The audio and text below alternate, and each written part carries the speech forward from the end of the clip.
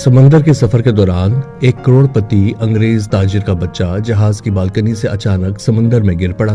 सब देखते रहे थे कि एक सिख नौजवान ने छलांग लगाकर बच्चे को पानी से निकाला और अशरे पे ले आया। अंग्रेज ने सिख नौजवान की इंतहाई तारीफ की कि उसने जान जोखों में डालकर उसके बच्चे को बचा लिया।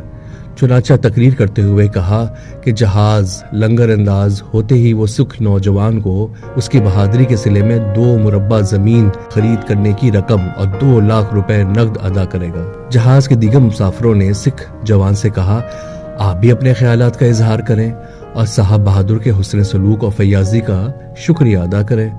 उसने कहा, ये सब कुछ बाद में होगा, पहले मुझे ये बताओ किस गधे के बच्चे ने मुझे समंदर में धक्का दिया था। सच है।